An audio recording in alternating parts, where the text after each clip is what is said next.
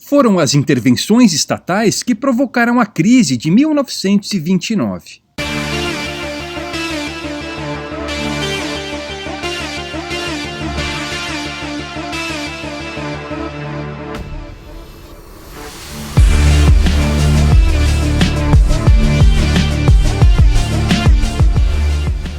Após o final da Primeira Guerra Mundial, com a sedimentação do padrão fiduciário, o nacionalismo monetário se enraizou. A oferta monetária de cada país e a taxa de conversão entre as moedas passaram a depender de caprichos dos governantes e de decisões políticas em reuniões e acordos internacionais. Por exemplo, graças ao Tratado de Versalhes, a Alemanha teve de pagar pesadas reparações aos países vitoriosos. Para isso, ela usou a população como colateral, hiperinflacionando o marco alemão e provocando elevações exponenciais nos preços. O Reino Unido ainda tentou voltar ao padrão ouro, mas usando uma taxa de conversão que supervalorizava a libra esterlina em relação ao metal. A consequência disso foi uma fuga de ouro de seu território para os Estados Unidos. Para tentar colocar um pouco de ordem no mundo, em 1922 foi realizada na Itália a Conferência de Gênova. Nela ficou acordado que a libra e o dólar seriam considerados reservas de valor similares ao ouro. Com isso, o Reino Unido esperava resolver seu problema com a supervalorização da libra, já que outros países teriam de comprar a moeda para colocá-la em suas reservas. As principais potências do mundo deixavam a solidez do padrão ouro e abraçavam o inflacionismo. A insanidade desse arranjo era que os estados queriam inflacionar suas moedas e, ao mesmo tempo, manter seus preços estáveis em relação ao ouro. A estratégia era bizarra. Eles esperavam que todos desvalorizassem suas moedas ao mesmo tempo, de modo que o capital não tivesse para onde escapar. Isso não funcionou, claro, e o ouro continuou a fugir do Reino Unido para os Estados Unidos, a França, a Alemanha, entre outros. O Reino Unido cobrou que esses outros países inflacionassem suas moedas. Alguns não concordaram com a cobrança, mas os Estados Unidos sim. Graças à influência de Benjamin Strong, presidente da filial nova-iorquina do Fed, o dólar foi inflacionado durante os anos 1920. Isso ajudou a diminuir a sangria de ouro do Reino Unido, mas criou uma enorme bolha nos mercados acionário e imobiliário dos Estados Unidos. Essa política inflacionária não tinha como continuar para sempre, sob o risco de o dólar colapsar. Portanto, no final de 1928, o Fed a encerrou. A consequência inevitável da suspensão do inflacionismo foi o colapso do mercado acionário em 1929.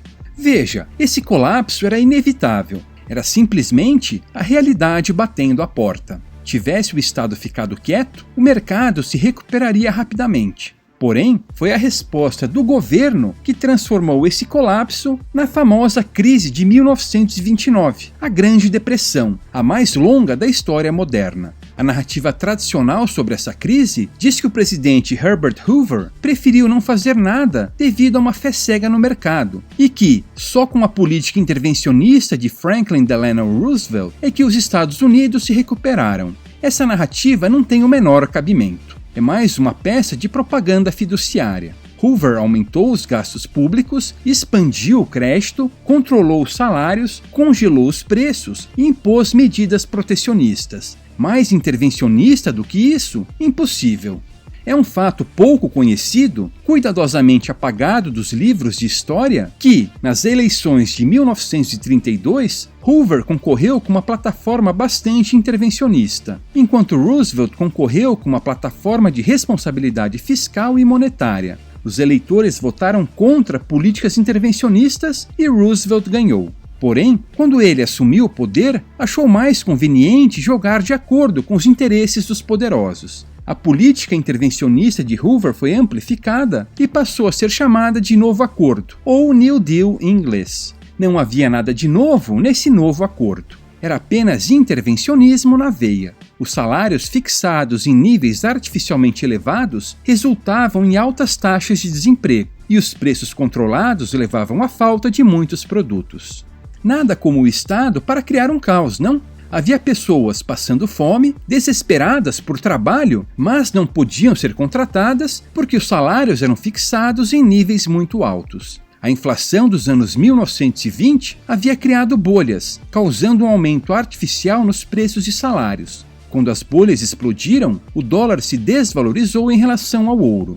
A arrogância dos planejadores centrais, que negavam e queriam controlar a realidade, paralisou a economia. Nada disso seria possível com um dinheiro sólido. Apenas com dinheiro fiduciário e sua respectiva inflação é que esses problemas surgiram. E mesmo assim, seus efeitos teriam sido menos desastrosos se tivessem deixado o preço do dólar em relação ao ouro, os salários e os preços de bens e serviços serem determinados pelo mercado.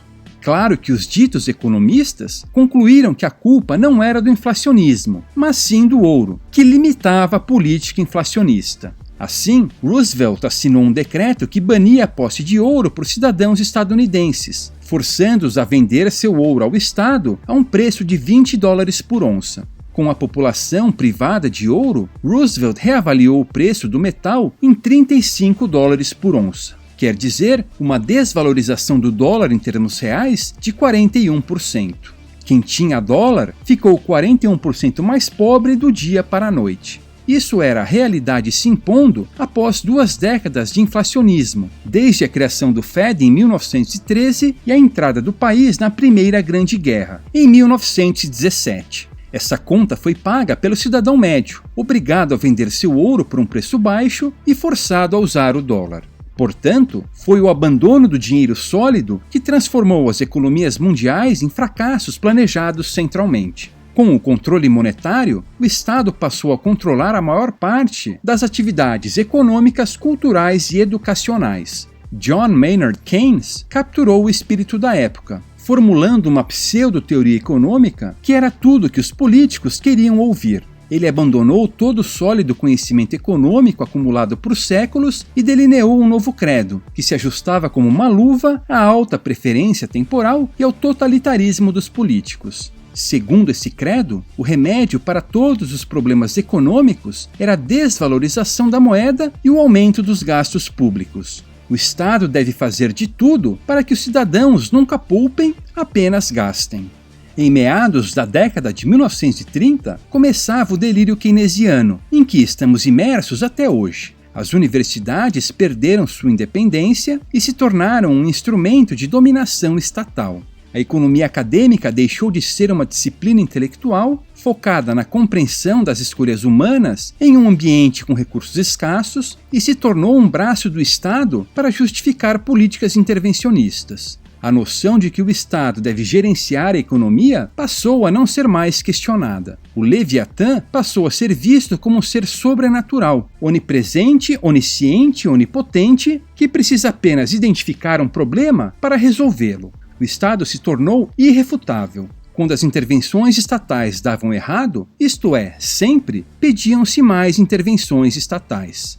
A visão correta de que o livre mercado é a fonte da prosperidade econômica passou a ser varrida para debaixo do tapete, à medida que propagandistas travestidos de economistas apresentavam a crise de 1929 como uma falha de mercado. Os currículos atuais, que, por sinal, precisam da chancela estatal, ainda culpam o padrão ouro pela Grande Depressão, o mesmo padrão ouro que produziu mais de 4 décadas de crescimento global ininterrupto, entre 1870 e 1914. Ao contrário do que a narrativa fiduciária diz, a causa da crise de 1929 foi o abandono do padrão ouro, e a causa do seu aprofundamento foi a socialização da economia durante os governos Hoover e Roosevelt.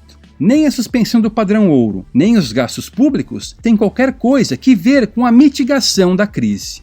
O comércio global sentiria os efeitos da adoção do dinheiro fiduciário. Sem o mecanismo natural de precificação do ouro, a manipulação monetária se tornou uma ferramenta comercial, com países procurando desvalorizar suas moedas para favorecer o setor exportador.